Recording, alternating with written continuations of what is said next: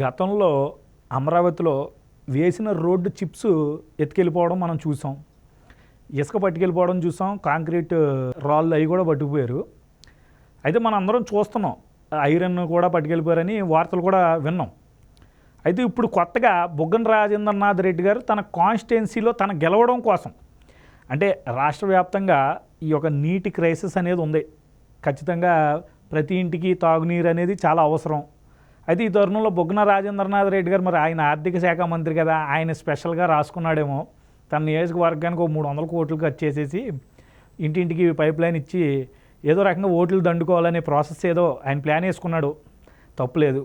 అయితే ఇప్పుడు ఇక్కడ తన కాన్స్టిట్యున్సీకి సంబంధించినటువంటి తన ప్లేస్లో ఏదైతే నిధులు విడుదల చేసుకున్నాడో, తన నిధులు విడుదల చేసుకుని అక్కడ పైప్ లైన్లకి తన సొంత నిధులు ఖర్చు చేసుకుంటే ప్రాబ్లం ఏం లేదు. ఇప్పుడు ఆయన ఏం చేశాడంటే అమరావతిలో ఆల్రెడీ సిఆర్డిఏ బిల్లులు చెల్లించేసి అమరావతి కోసం, అంటే అక్కడ ప్రాంత నిర్మాణం కోసం పైప్ లైన్లు ఏదైతే తీసుకొచ్చి అక్కడ ఏదైతే పెట్టారో అవి పీక్కుని పట్టుకెళ్ళిపోయాడు.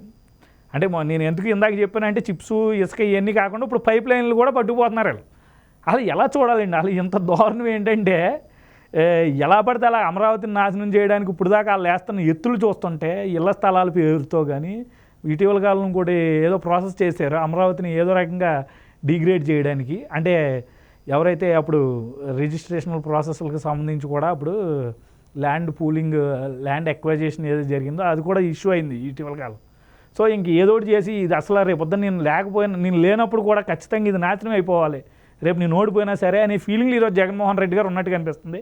మీ అభిప్రాయం ఏంటి? అసలు ఈ పైప్ లైన్లు ఎత్తుకెళ్ళిపోవడం ఏంటి? అసలు అర్థం కావట్లేదు. ఈరోజు అమరావతి ప్రాంత ప్రజల బాధ చూస్తుంటే జాలి వస్తుంది. మనకి దొంగల గురించి చెప్పేటప్పుడు కొంతమంది చిల్లర దొంగలు ఉంటారు.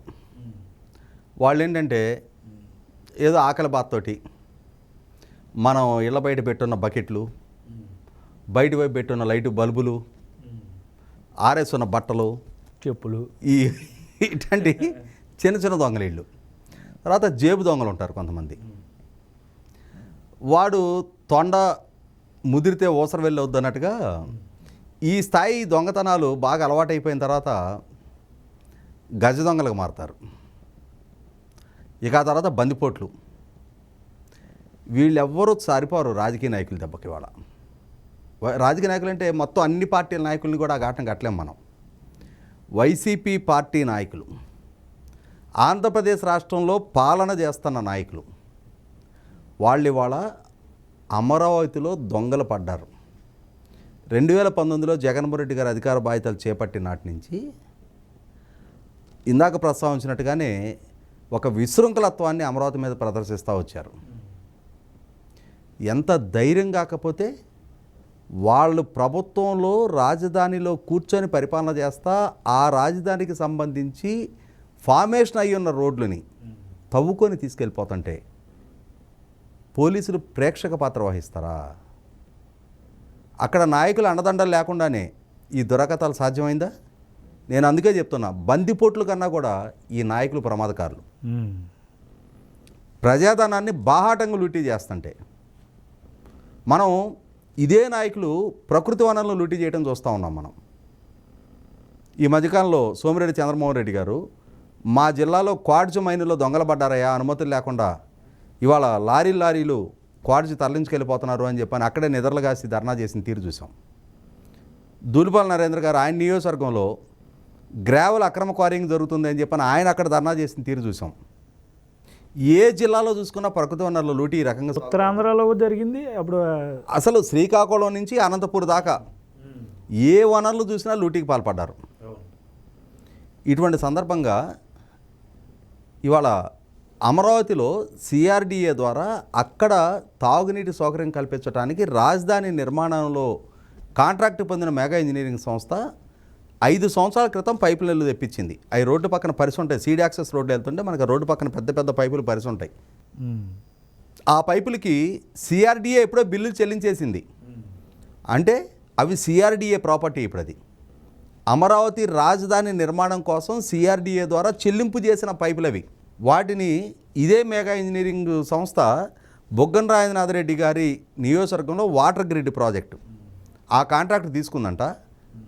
వీటిని అక్కడికి ఎట్లా తరలించుకెళ్తారు? సిఆర్డీకి ఏమైనా చెల్లింపులు చేశారా? వాళ్ళ దగ్గర నుంచి అనుమతులు తీసుకున్నారా? ఆ మంత్రి గారు చెప్పారంట, వీళ్ళు లోడ్లకి ఎత్తుకొని తీసుకెళ్ళిపోయారు. సిఆర్డీ అధికారులు ఏం చేస్తున్నారు? అక్కడ స్థానిక అధికారులు ఏం చేస్తున్నారు? వాళ్ళు పబ్లిక్ ప్రాపర్టీ కదా అది. 20 కోట్ల రూపాయలు ఇవాళ దొంగతనం చేసినట్టే. సిఆర్డీఏకి సంబంధించిన ప్రాపర్టీని డోన్ నియోజకవర్గానికి ఎట్లా తరలిస్తారు? ఎందుకు తరలించారు? ఎవరు అనుమతితో తరలించారు? ఈ ఆదేశాలు ఇచ్చిన వాళ్ళని, ఈ తరలించిన వాళ్ళని, మౌనంగా చూస్తూ ఊరుకున్న అధికారులని అందరినీ శిక్షించి తీరాల్సిన అవసరం ఉంది. ఇవాళ రాజధాని నిర్మాణం చేయండి అని అంటే అది ఎడారని ఒకడు, శ్మశానం అని ఒకడు, అక్కడ కాస్ట్ ఆఫ్ కన్స్ట్రక్షన్ ఎక్కువ వద్దని ఒకడు, ముంపు ప్రాంతం అని ఒకడు, రకరకాలుగా వాగారు.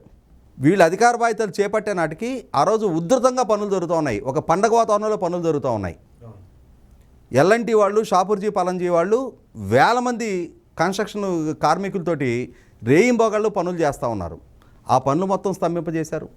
ఆ కాంట్రాక్టర్లకు సంబంధించిన కన్స్ట్రక్షన్ మెటీరియల్ మొత్తం దౌర్జన్యంగా తరలించుకెళ్ళిపోయారు. ఇవాళ సిఆర్డీఏ ప్రాపర్టీని తరలించుకెళ్తున్నారు. అంటే అమరావతి అభివృద్ధి చేయడానికి చేతులు రావు, అమరావతి విధ్వంసానికి చేతులు వస్తాయి, అమరావతికి సంబంధించిన వనరుల లూటికి చేతులు వస్తాయా?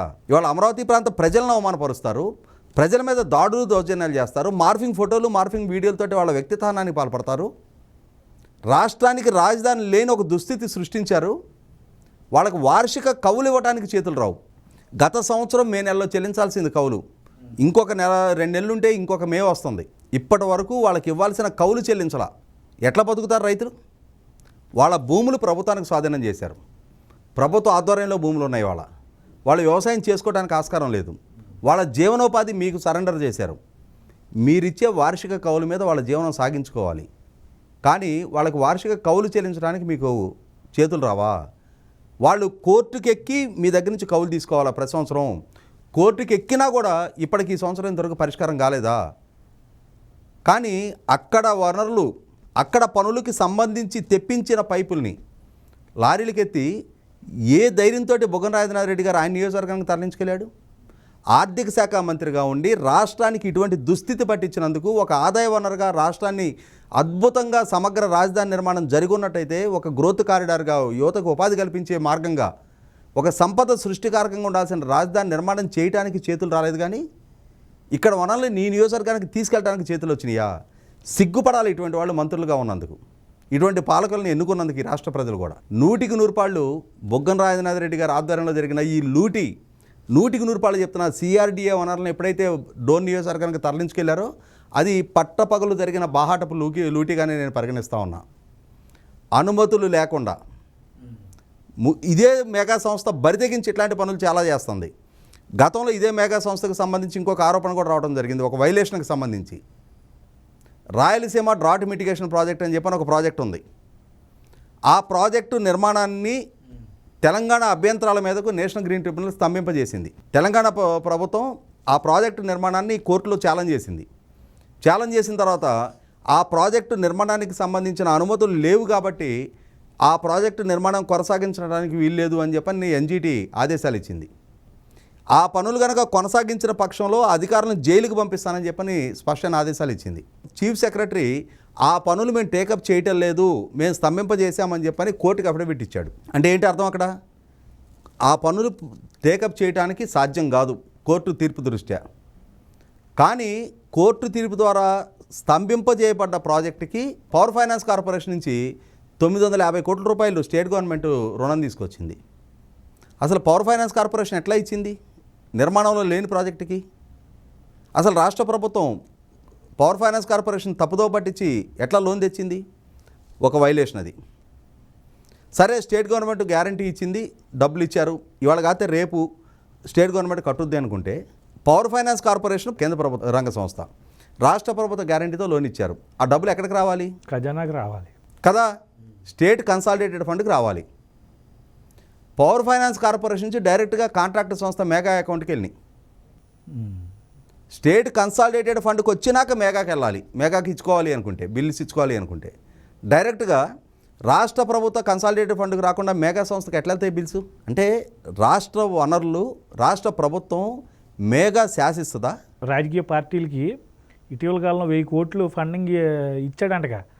మరి అసలు ఏం చెప్తే ఎలక్టోరల్ బాండ్స్ అసలు మరి అంత డబ్బు ఎక్కడి నుంచి వస్తుందంటే ఏ పార్టీ వచ్చినా కొనేస్తున్నాడేమో.